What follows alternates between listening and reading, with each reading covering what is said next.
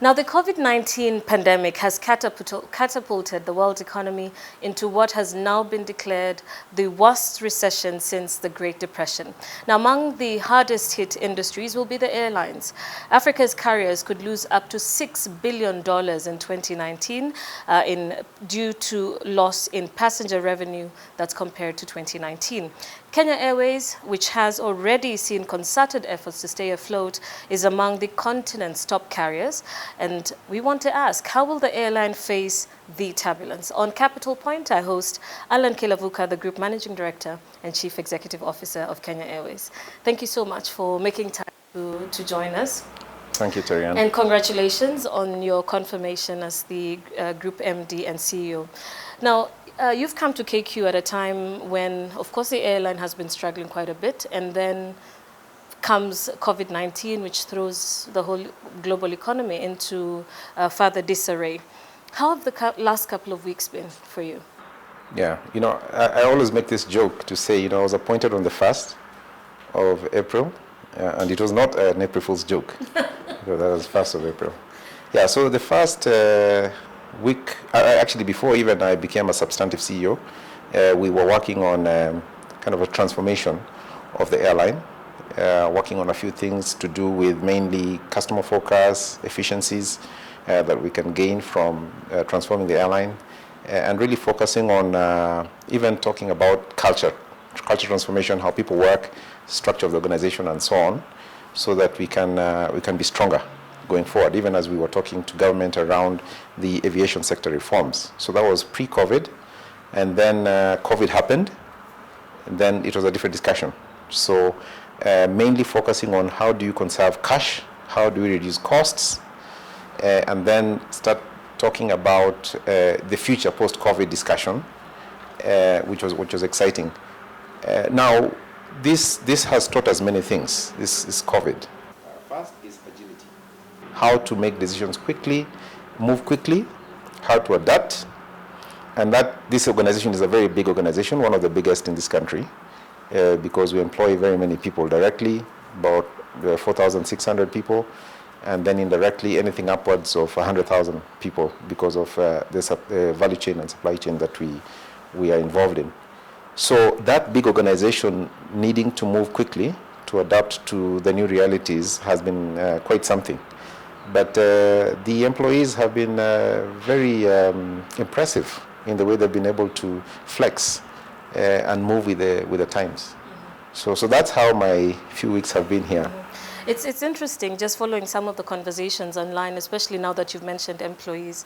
And, some people were saying, I think it was on Twitter, that for the first time we're not seeing KQ's pilots up in arms. How have you been dealing with that side of the politics, especially with the union?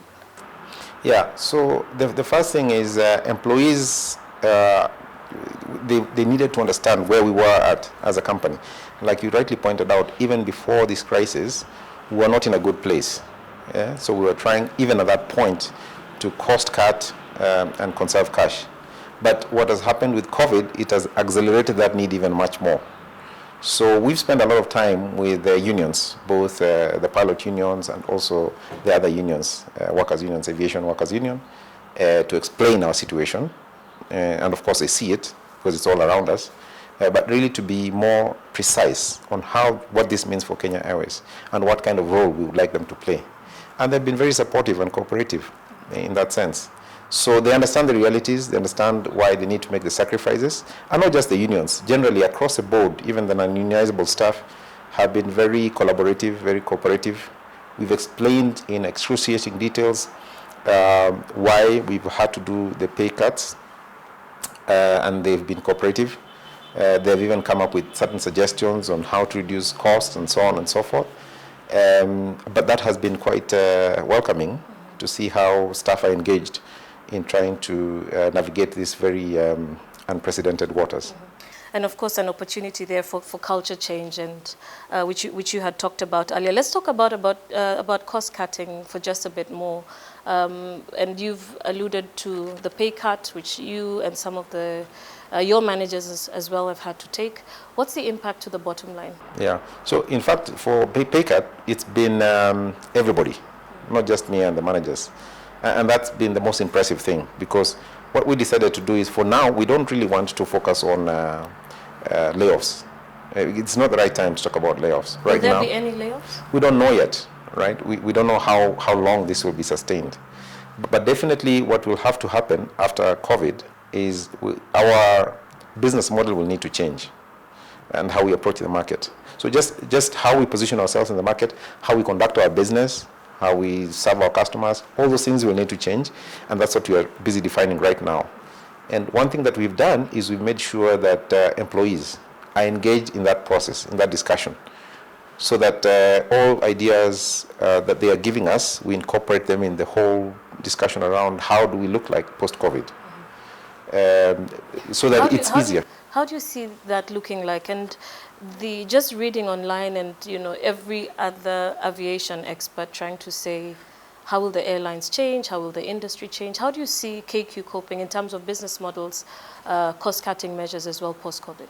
Yeah, so there are different schools of thought, and we are trying to look at all of them to make sure we get it at least right or near right, because nobody knows, right? Post-COVID, no one knows. There are certain truths that are there. First, we know that it's going to be a slow uptick after COVID, so we know that it's going to be slow on the startup, and we need to prepare for that. So we have capacity right now. It will not be fully utilized, so what do we do with the extra capacity, for example? We know that customers will be jittery about travel, either for hygiene reasons or because they don't have money. Their disposable income has been decimated by COVID. We know that we'll have more stringent rules from regulators across the world. So how do we prepare for that? We know that we might need to retrain our staff on how to deal with the new reality. So there are many things to look at on how to position ourselves. And there are many moving pieces, I can tell you that. I mean, today we think about it in a certain way and then we change it. That's why agility is important, because nothing is certain. But the important thing is to keep communicating, both to our stakeholders, but more importantly to our staff, so that they understand why we're flexing and moving in different directions, and they can move with us. So anybody trying to pretend to give you an accurate prediction of what's going to happen in the future is wrong. And even when it comes to costing, we have had to change that. We say we're going to reduce this to this level, and then we flex it. You say, I think we need a bit more, or even less sometimes. So for example, we didn't predict that we'd have the amount of cargo business that we're having right now. So with the cargo business, what we did is, when we saw cargo business coming in, because we've had about 53 trips, missions, we call them, for cargo. Now, that has helped in a certain way to better our revenues. So that has to translate to also what we do to our staff, in a small way, to kind of appreciate the hard work they're doing to try and keep us going, using cargo. All right. Let's stay with cargo for just a little bit more. And I'm curious about the performance. You've talked about 53 missions so far. I'm curious about what that means for you in terms of numbers, if you can tell us that. But there's also been complaints from the Kenya Flower Council about the cost of air freight. Is there anything KQ is doing or can do to burden that, either in terms of extra capacity or some sort of flexibility in payments? Yeah, so there are many angles to that. So, I mean, the 53, it's varied. The 53 missions are very varied. We think in terms of revenue, it's probably bringing in something like $2 million or so, so far. And that's in our size of operation. The entire mission? Yes. Yeah, so over $2 million. That, in our size of operation, that's actually quite small, because we are over a $1 billion business. So it's a small portion, but it's a welcome one. Yeah. Now, then those missions are spread out. So we do some missions to China, some charters to China. We do some to Europe, which you refer to, which I'll come back to in a short while, and then some intra-Africa.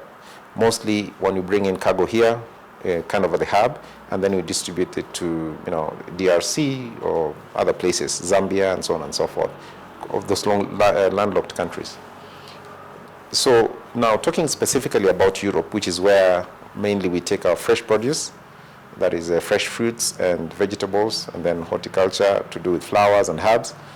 That has been a very interesting one. So we don't have what we call long-haul freighters. What that means is we don't have dedicated cargo planes which can go long distances, say 8-hour missions, for example, to China and to Europe and so on. We don't have them, unfortunately. But we've become innovative. We've converted our long-haul passenger aircraft to cargo temporarily, which I'm sure some of you have seen in the press and in social media. Normally, if you have a big long-haul aircraft, that could help uplift up to 100 tons, metric tons of cargo. Now, our converted ones, which is the Dreamliners, uplift less than half of that amount. So in a sense, they're inefficient because they're not built to carry cargo. So there's a lot of wastage of space. The unit cost of transporting cargo on our Dreamliner is higher than, of course, the freighter. Why? Because there's, like I say, there's wastage space, so you're not carrying the optimum amount of cargo. If you would be able to carry 60 tons, for example, that reduces the unit cost of travel. So that's one issue that we are facing. But so is everybody else. Because we know that most major airlines have done exactly the same thing. They've converted from passenger to cargo. And their price of their unit cost is exactly the same as ours. Okay? Now, the problem is that the freighters who normally actually uplift from Kenya, are preferring to go to other destinations, which have more valuable cargo.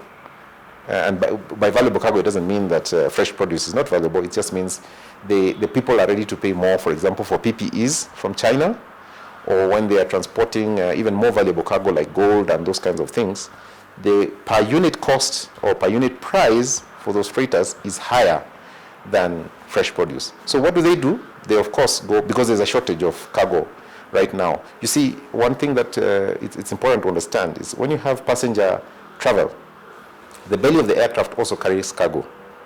Now, if you think about it, we have cancelled most of the passenger traffic, which is about 51% of cargo. So 51% of capacity gone. In fact, in Kenya, it's even higher. It's probably about 70% of capacity has gone because we don't have passenger aircraft coming into the country. So with that amount of shortage, and also because there is demand everywhere else in the world, for example, from China to the West, to Europe, and to the US, the big freighters have moved away from less valuable cargo and to those places. So there is therefore a shortage of capacity. And those ones who remain, of course, they increase their prices. Okay, so that is what the exporters are complaining about, and we're working very hard with the government to see how can we help them more, deploy more capacity, see whether we can get some concessions and incentive from government, see whether they can actually pay slightly more, and those kinds of things. So we're very busy right now working, including just today, to see how to help exporters, because it's a very important part of our economy. What does this mean, though, in terms of diversifying business models, apart from passenger, apart from cargo, and maybe you can, chip in something from the global perspective in terms of what now this portends for the airlines industry going forward? In fact, I will take our own example as Kenya Airways, because one of the things that has probably hurt us in this crisis is that we were so heavily reliant on passenger traffic. That was probably 90% of our business. So if 90% of your business is down, it's very highly concentrated risk.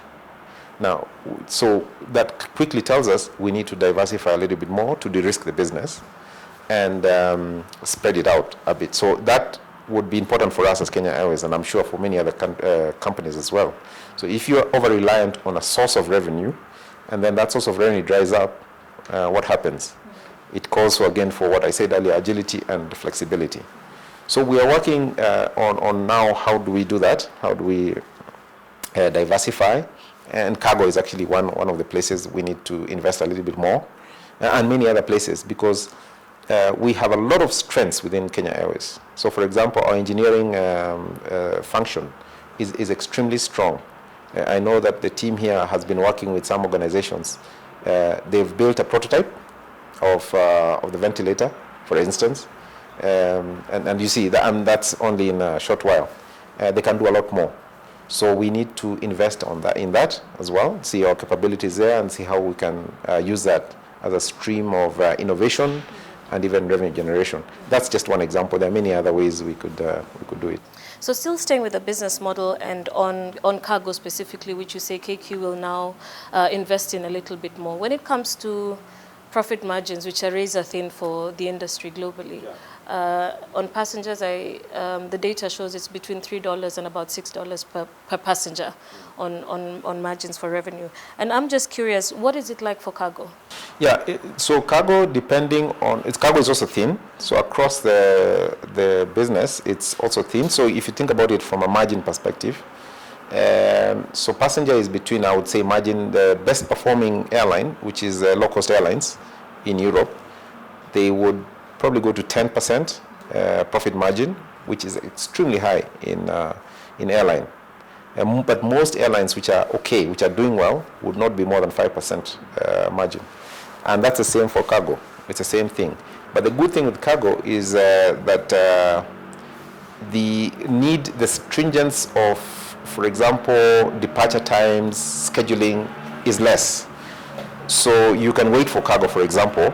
If you don't have enough belly, you have a lot of belly space or cargo space, you can wait for it to fill up, especially if it's not perishables. But if you have a scheduled airline, you can't say, because I'm only 50%, then I wait for the rest of the people to come like a matatu.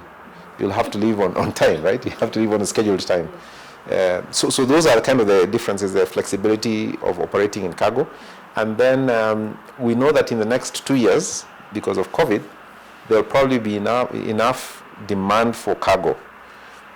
We think that many companies or countries will want to insource, especially the manufacturing capabilities, and therefore they'll want to import a lot more, either raw materials or machinery or even skills sometimes. And so that gives our cargo business a bit more business. Yeah. Any percentages you're working with in terms of focus? You had said passenger is about currently 90%. Yeah. Are you working with any possibilities? Yeah, well, we haven't yet. You see, it's a lot of investment needed. Yeah. But we think that if we spread it out, we don't want passenger to be more than 60% of our business overall. Yeah. But how that 40% or more will be spread out, we don't know yet. But it will be progressive. So progressive diversification from over-reliance on on passenger to other streams. All right. Let's move away to COVID and into other issues now, like fuel, for instance. So much has been happening in that space. I know that KQ used to have a hedging strategy before. What's the current strategy for fuel? So we still have a hedging strategy, and it's right to have a hedging strategy. By the way, hedging strategy could be that you don't hedge. That's a strategy as well. So we do have a hedging strategy. We don't hedge more than 30% of our uplift, and I think that's reasonable. So we are very happy, excited about the reduction in the cost of fuel. That will help our cargo business in the interim. Of course, we're not flying passengers, so that doesn't really help us. We hope that this is going to be sustainable. But there are two elements. There's the price of fuel, and then there's also the conversion or the rate of the shilling against the dollar, which has been losing value over time. So those two things, if we're not careful, they balance each other out. We would prefer that the Kenya shilling is strong, and we would also prefer that that we get better rates from a fuel point of view. The government also, on the other hand, has been doing some things, trying to see whether they can remove some taxes on fuel, on jet fuel in particular, to make it even cheaper for us. That would be a great help. Are you able to give us an indication of what percentage of savings you might make through the hedging strategy? No, so hedging strategy right now is not a saving, right? Because but because of the dip in oil prices, you may make some. Yeah, I mean, if you had hedged at say 54, and now the price of fuel is 20, then you're losing actually. You're not even saving. Yeah. So right now, the people who are probably smiling all the way to the banks are the people who didn't hedge at all. Using non-hedge as a strategy. So for us, like I said, 30% of our fuel uptake was hedged. So that piece is what we will lose out. Okay. Yeah, but it depends on how much we consume again, because there's a minimum consumption of fuel, and so it depends. It's kind of all that. Yeah. All right. And how long do you see KQ recovering from both COVID and some of the other strategies that have been put in place to get KQ out of where it is today? Yeah, so I think that is the $1 million question. Like I said, everybody's guessing. If you want me to guess, I can. I think that we will not be back traveling until beginning of next year. And by that I mean even at 75% of our pre-COVID state. In fact, I think that's probably optimistic. I've seen some IATA data that says 50% will be back by beginning of next year, and then it will slowly pick up. So they're giving it 24 months.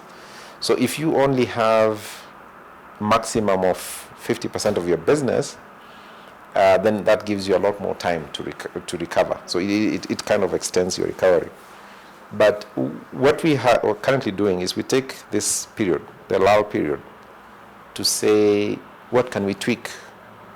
Do we have overcapacity, for example? Can we reduce capacity in the interim and then grow from there? So maybe use a shrink to grow strategy. So those are the questions we're currently asking ourselves. At the same time, we still need government support to get out of this crisis. But also we need to be responsible and make sure that when we come back more efficient, so we can be able to serve the market more efficiently. So those are the things. So it's not easy to say it will take us 2 years to recover, but what I can say is that progressively, depending on how long this crisis takes, first of all, our commitment is to come out of this crisis much better placed to face the market, and then from there on operate efficiently. Again, with government support, my trust is that from post-COVID, we should be operating efficiently going forward. We've seen government support, especially on a global level, to bail out a number of airlines. Are there any conversations currently between KQ and Treasury on the same? There's a lot of conversations going on. And so they are very supportive. Actually, not just Treasury, Ministry of Tourism, Ministry of Transport, very, very supportive. So looking at the whole, so first of all, government has a lot of, as you'd imagine, has a lot of things to think about. Not just aviation. In fact, you already mentioned another one, which is flower growers and vegetable and horticulture people. So they have to think about those as well, because I think they represent about 26,000 people. They have to think about aviation because we are important in terms of distributing cargo, people, bringing in tourists. We are a lifeline in that sense. So there's been a lot of discussions ongoing. We had originally requested for any sort of bailout, whatever government could afford, and government is considering that. I know they are actively talking about, because they keep asking us questions and so on. How much had you asked for? We said anything that you can afford, and let's leave it at that, because I really don't want that to be used against us in one way or another. But we asked for what I would think was a reasonable amount of. Which you're not willing to. Yeah, no, I don't think at this stage. At this point. Yeah, okay. Yeah. But more importantly, though, is government is also with us together, thinking of what are the other ways that they could support us over and above just a cash injection. Cash injection is important because this company is very capital intensive, very labor intensive, so it needs a lot of cash to get going.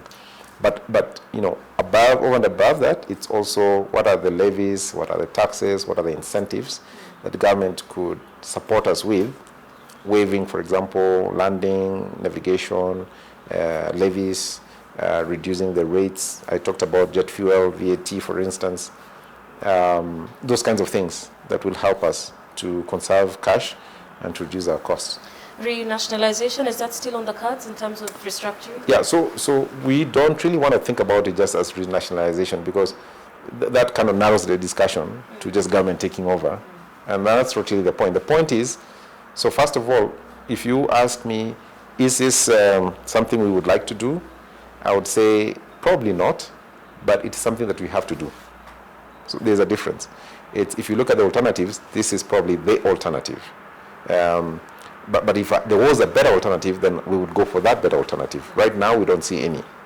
And the reason why it's important not to focus on nationalization is because there's many other things over and above just, government buying the shares and taking over as the main shareholder or the only shareholder. And those were what I mentioned before, restructuring the organization to make it more efficient. That is critical and important. Then consolidating the aviation assets across the aviation sector, and the key ones being the airports, Kenya Airways, and then also other aviation sector players like the aviation schools and so on. So you consolidate them so that they cross-subsidize each other, and so that when the airport grows, Kenya Airways is also growing, and when Kenya Airways is growing, the airport is also growing, and therefore, in that way, cross-subsidization, it kind of snowballs into a much bigger aviation player, and we can be able to compete with other people who have a similar setup. Right now, because we are so fragmented, it's very difficult for us, because we're trying to grow on the one hand, but on the other hand, we don't get kind of the benefits of having the hub in this country. So that's kind of the way we're thinking about it. We're calling it aviation sector reforms. It's important because it's not just about nationalization, it's in the entire reform of the whole sector. Okay. Allan, as we wind up, there's some Kenyans who completely believe that KQ should not be bailed out, should not be supported. In fact, it should be closed. What would your response be to that? Yeah, and I don't blame them, actually. I mean, there's been a lot of money poured into KQ. So I don't blame them because they feel the pain. They are the ones who are paying for this because they are the taxpayers. So I don't fault anybody for thinking that way, not for 1 second. But what I just wanted them to also think about, the naysayers, is the contribution that aviation as a sector, and Kenya Airways in particular, brings to this country. So first of all, we, 51% of the people that we carry, so about 2 million people, we carry them for leisure, in other words, tourism. Tourism is the biggest foreign exchange earner together with horticulture. So we contributing to foreign exchange, not just directly because of the amount of cash that we bring in as foreign exchange, but also being part of the value chain for tourism. And we mentioned already the horticulture in terms of uplifts. And then as an airline, just as an airline, the estimate is that we contribute something close to 3% of the GDP, which is substantial. Okay? I mentioned earlier that directly we employ 4,500 people, but indirectly we think we are employing over 100,000 people, again in the value chain and also supply chain. And then in terms of technical, we have, like I mentioned already, our engineering technical abilities. We're providing that as well, not just to Kenya Airways, but across. And we can even grow that even more. So in terms of upskilling the Kenyans, that's critical. Training is important because we train not just for Kenya Airways, we train for the region, we train also for other industries in terms of hospitality. So the benefits of Kenya Airways should be weighed against what we have cost the taxpayer. And if you weigh them on the scale, I believe that the benefits come up on top. So that is the consideration I would make. But again, like I said, my promise to Kenyans is we are doing our very best. First of all, not to go back to the exchequer and ask for more money, but actually to give back to the exchequer in the near future so that Kenyans can enjoy the benefits of having a responsible national airline. Well, thank you so much for making time to be on Capital Point tonight. Thank you very much, Terian.